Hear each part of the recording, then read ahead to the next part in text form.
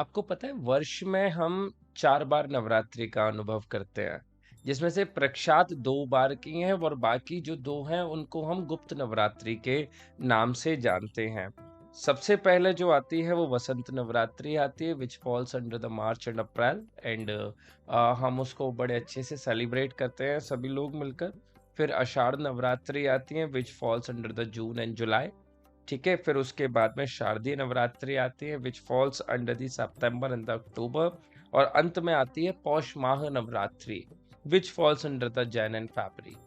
लेकिन एज पर दी हिंदू रिचुअल्स, अगर हम थोड़ा सा इसको इस विषय पर ध्यान दें, इसको समझें, तो जो मुख्यतः है ज्यादा प्रख्यात जो नवरात्रि हैं वह शारदीय नवरात्रि है एवं बसंत ऋतु नवरात्रि है, जिस समय पर हमारी बसंत ऋतु होती है।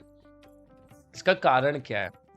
इसका मुख्य कारण एक यही है कि जब प्रकृति के परिवर्तन को विश्व भर में अलग-अलग स्थानों पे अलग-अलक महात्म से बनाया जाता है। जैसे हम तो वर्ष परिवर्तन भी तभी करते हैं जब बसंत नवरात्रि की प्रथमा होती है। हम तो परिवर्तन भी उसी समय पर अपना मानते हैं। तो ये 2 नवरात्रियों का जो सीधा-सीधा संबंध है वो अपना पृथ्वी और सूर्य की गति से होता है कि जहाँ दिन बढ़ रहे होते हैं एवं रात्रि घट रही होती है। एक अवस्था में रात्रि बढ़ रही होती है और दिन घट रहे होते हैं। तो उस दृष्टिकोण से देखते हुए ये 2 समय की जो नवरात्रि हैं, एक तो बड़ी प्रख्यात में रहती हैं एवं इसके साथ-साथ में ना हम क्या है कि एक हम अगर आध्यात्मिक दृष्टिकोण इसका समझें, अगर हम इसको आध्यात्मिकता से देखें, हर अवस्था परिवर्तन में है। हर सूर्य की गति परिवर्तन में है, पृथ्वी की गति परिवर्तन में है, चंद्रमा का उदयमान होना परिवर्तन में है, सूर्य का अस्त होना परिवर्तन में है।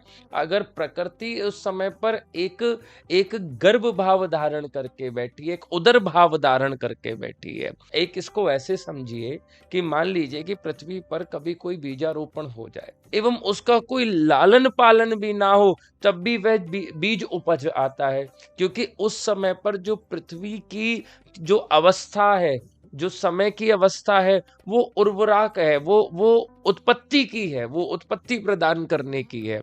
इसी प्रकार से आध्यात्मिक दृष्टिकोण से हम देखा जाए कि मान लीजिए कि हमारा नियम नहीं है साधना का, मान लीजिए हमारा नियम नहीं है ठाकुर जी का भजन करने का, मान लीजिए कि हमारा कोई डिसिप्लिन नहीं है लाइफ में, कोई टाइम टेबल नहीं है। एक परिवर्तन के समय पर अभी समय की इतनी कृपा है कि अगर हम भजन अवस्था में बने रहते हैं या साधना के दृष्टिकोण से इसको हम देखें, तो सहज ही आपका मन, आपका चित्त, आपकी अवस्था ठाकुर जी के उस दिव्यादि दिव्य भजन प्रणाली को प्राप्त करने के लिए आपका स्वभाव बन जाएगा परिवर्तन की दृष्टिकोण से।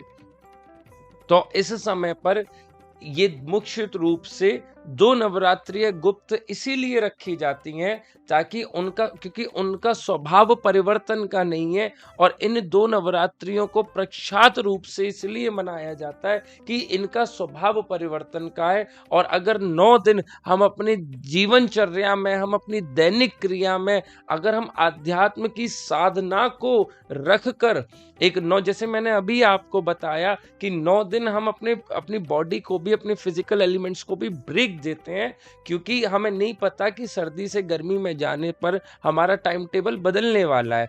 उसी प्रकार से अगर हम इस दृष्टि पर भी बिंदु डालें, अपना केंद्र डालें, तो हमें समझ में आएगा कि जैसे ये वहां लाभकारी होती है, उसी प्रकार से ये भजन प्रणाली में, हमारे दैनिक जीवन परिवर्तन में ये 9 दिन की साधना, ये 9 दिन की भजन प्रणाली हमारा अभ्यास बनाती है कि हम आगे वर्ष भर श्री देवी मैया का, भक्ति का या शक्ति का भजन कर सकें, भजन अवस्था में रह सकें।